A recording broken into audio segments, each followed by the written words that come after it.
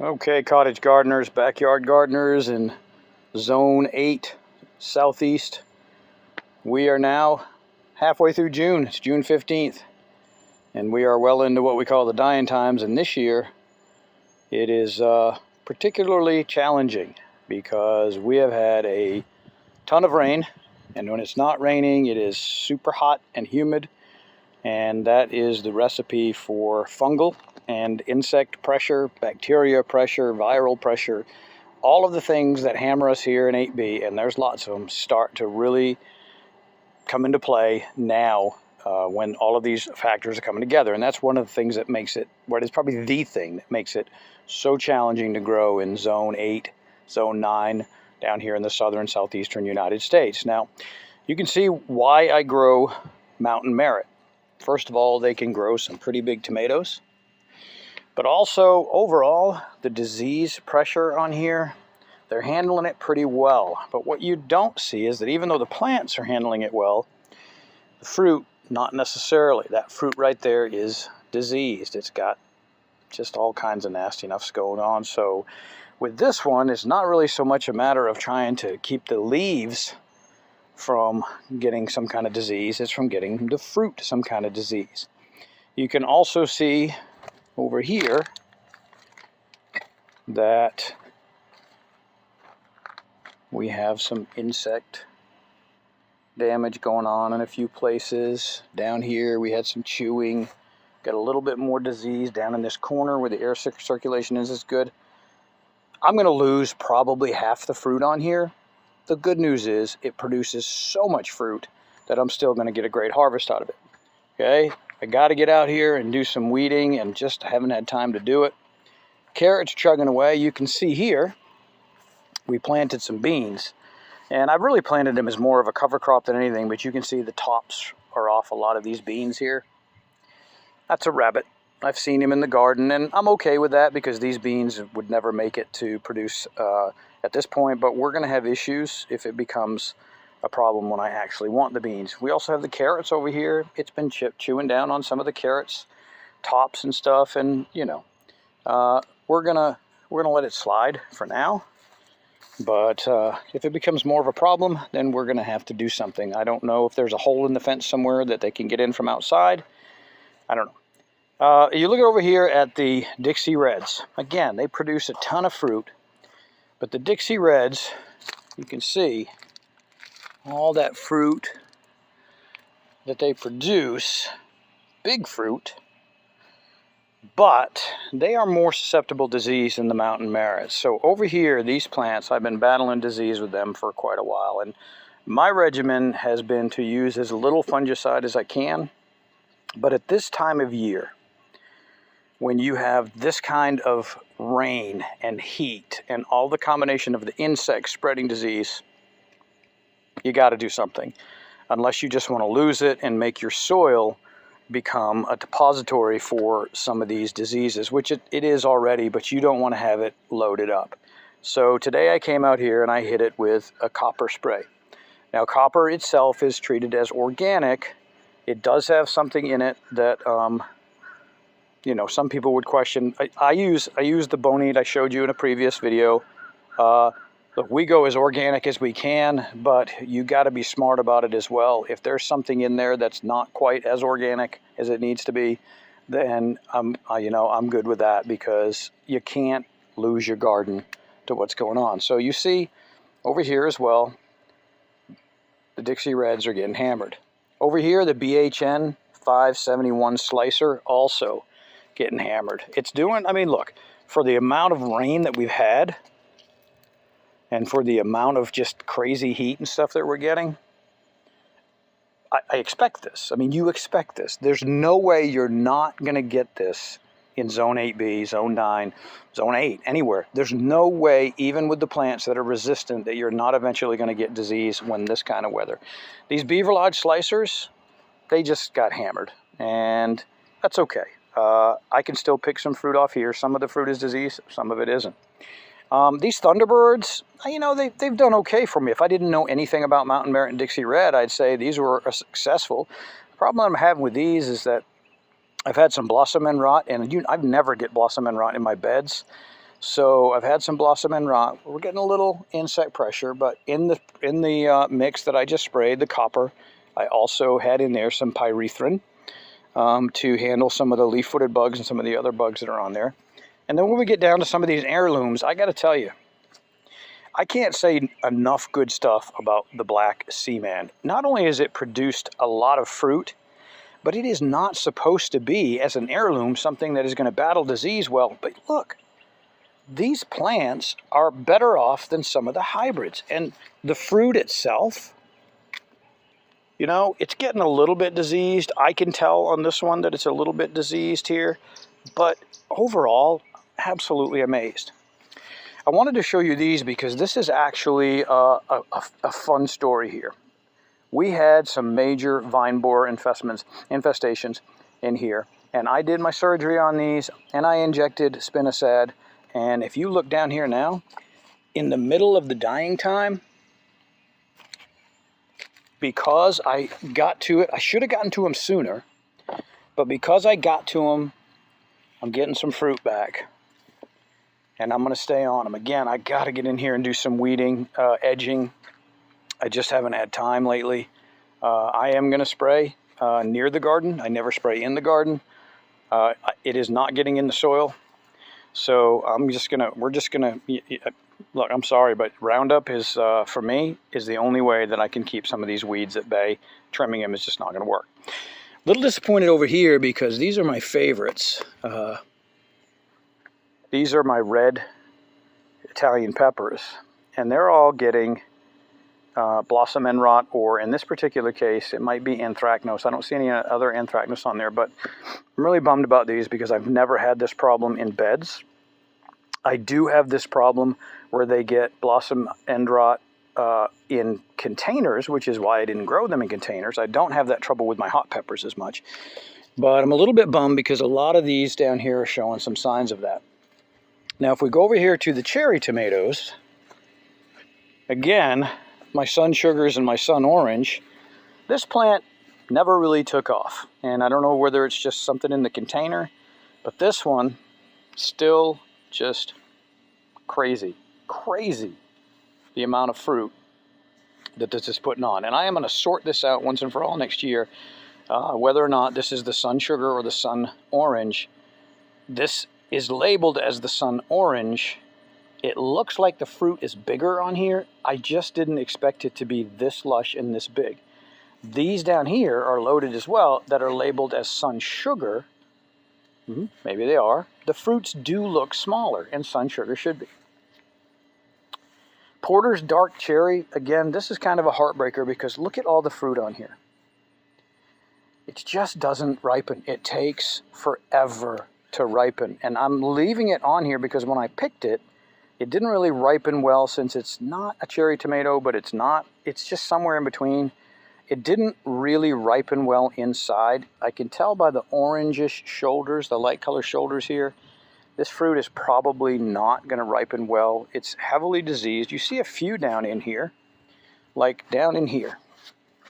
So this is what they look like when they're supposed to ripen, and that looks like a really nice tomato. And I'm going to take this one in and wash it off and try it because I just did spray. But again, the flavor, maybe it's just I'm getting impatient and I'm trying to taste these before they're fully ripe, where they had no flavor whatsoever. Now, here's one of our big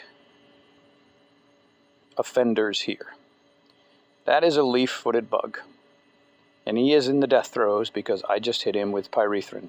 If he was not in the death throes, he would be flying off somewhere. And I'm going to leave him right there because I want to see in the morning if there's dead bugs down on here. Pyrethrin, again, is an organic substance made from the chrysanthemum flower. He's moving a little bit, but he is definitely not. He would be flying away like crazy if he was... he just fell off. So again, the reason I plant every year these apple yellows is not because they have the greatest taste in the world, although if you can get them perfectly ripe, then they have a great taste, a very good taste. But they're so hardy. Look at them. No disease, hardly. None. Now this one does, down low, but up high it doesn't really have any. And you know, as much as I've complained about these Too Tasty hybrids, the Too Tasty hybrids are kind of chugging through the disease. They've got it, but it's not absolutely taking over the plants and devastating them like it normally would. Whereas if you take something like this plant down here, where this one's growing over, that's Too Tasty hybrid. This is a mountain merit. Mountain merits are notoriously strong against disease, and they're getting hammered here. So, you know, I don't love these.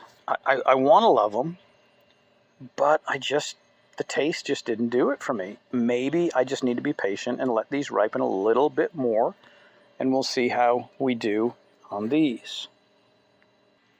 Now, if we go over here, these are the later cucumbers that I planted, and you can see that they're doing pretty well. Cucumbers, you know, you can see down here, they've got what's called downy mildew.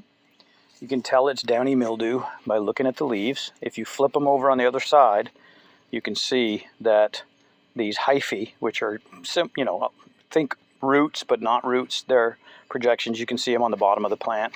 So, you know, but they're putting out some decent fruit, especially the Katrina on the other side. This one on this side is the Isnik. Isnik hasn't blown me away yet. These are parthenocarpic, remember, and that means that they do not need a pollinator. I think, honestly, that my cucumbers have always done better over here on this side where they're not getting blasted by high sun. And again, you have to forgive the mess with the weeds and stuff, but I just haven't gotten out here to do that. Now, peppers tend to ride out the disease pretty well. These are Colossus jalapeno peppers. They're doing really well. These are those spicy yet crunchy alter ego peppers, which the verdict's not in on those yet. They may be a little bit too crunchy. If you look over here, the tomatoes seem to be doing all right over here as well. Again, I've got to do some serious weed action here. Haven't been really focused on the weed action, but you know, this is a purple boy here. These two on the end, if I had to look at them, they're labeled as purple boy. I don't think that they are purple boy because they're definitely an heirloom variety. I'd have to say that these are probably the blacks. These are definitely the black sea man. They're not. They're definitely not. These are another one of them. They may be another one of the purple varieties, but you know, sometimes labels get mixed up and sometimes you just end up with a surprise. So over here, the cucumbers are all kind of diseased, but they have been for weeks. And it's interesting because over there on this far side where those poles are my old reliable Corinthos, and they did the worst out of anything this year. They are always my heaviest producer, and yet they just didn't produce anything this year. And I'm really surprised and curious about what happened. Now, this variety here didn't produce a whole lot either, and when it does, it's got these weird looking pointed ends on it, so I'm not even going to share this variety with you again. It's in a previous one, but you know, it's got weird shapes, but it grows. Some of these vines are 12, 14 feet long. So this is, you know, they're putting on some fruit, but what surprised me is that this piccolino, which I had given up for dead, is actually now coming back to life, even with the disease, and you can see it's got fruit there, fruit there, fruit there. All of these nodes with fruit on it. It's got fruit there, fruit there. It's, I mean, I don't know. My big bust still. These Marzitos are just cranking out the fruit. I've tried to eat these just off the vine. They don't do it for me. These are more along the lines of a cooking. So I made some pomodoro sauce with these the other day, and it was excellent. You have to wait till they're fully ripe, then blanch them a little bit in hot water, and then they'll slip right out of their skins. They'll just pinch the end, shoot out of them. But they're just not a great fresh eating variety, but I'm really excited to make them, stew them, and maybe even can some of them with my other stuff. The other one down here party time, which is supposed to produce an abundance of these little cucumbers like this, it's still kind of trucking along, and it's actually producing some fruit, but it's a hot mess. And then my Super San Marzano here, these are kind of just, you know, again, I'm not a big fan of Marzano type tomatoes. You can can any kind of tomatoes. The only reason Marzano tomatoes are considered the best is they do have a good taste. Their taste tends to come out when you cook them, but they also are very firm and they don't have a lot of the gel stuff and the seeds inside. But honestly, around here, they don't really do as well as I would like. They're growing really long. I got to string some of them up again. You can see this one has popped its string, so I'm going to have to fing that in over there. And here's one of the big box store ones. It's doing okay. It didn't produce a ton of fruit. This is the better Bush, I think. Hold on a second. Bush Goliath. So, you know, the Bush Goliath, if you can't grow your own, will do okay for you, as will Early Girl, as will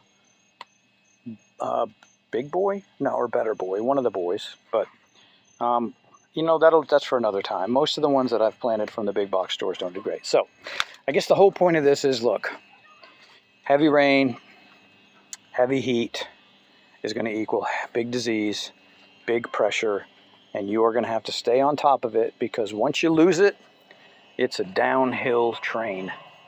Okay? It's a downhill train. Once you get it going, you're never going to get it stopped. And you can see that I've been battling the disease with these by spraying them all year long, probably 4 or 5 times, and they're still getting hammered with it because it's just this zone 8B south.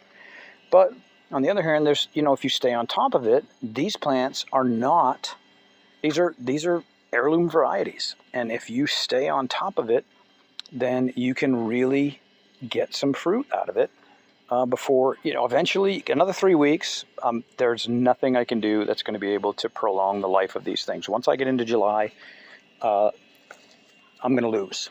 But I'm going to get everything I can get out of these before July.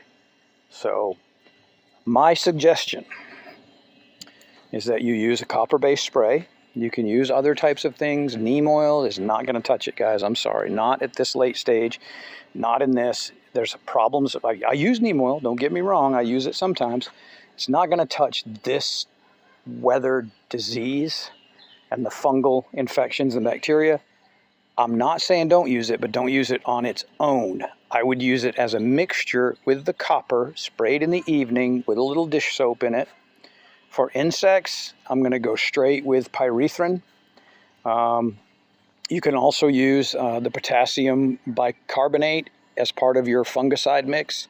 Just mix it up really well. Just throw what you can organically at it, but not every day, because you know you got to be careful of the byproducts of this, the copper building up in your soil and stuff. The potassium bicarbonate possibly could raise your pH if you use enough of it as a soil drench, but it's not gonna. That's fine. You can use that stuff a couple times a week, and it's really not going to be a problem. It's just not as effective. But you got to battle. If you want to keep things alive here, you got to battle. In Vermont, I didn't have to worry about any of this stuff. Down here, it's a battle. And I've been doing research for years on this, and I am determined that I'm going to win until I can't.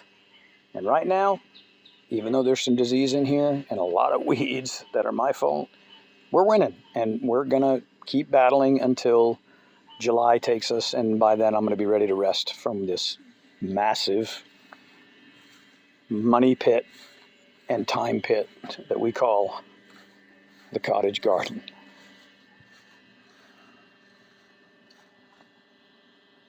Here comes the rain.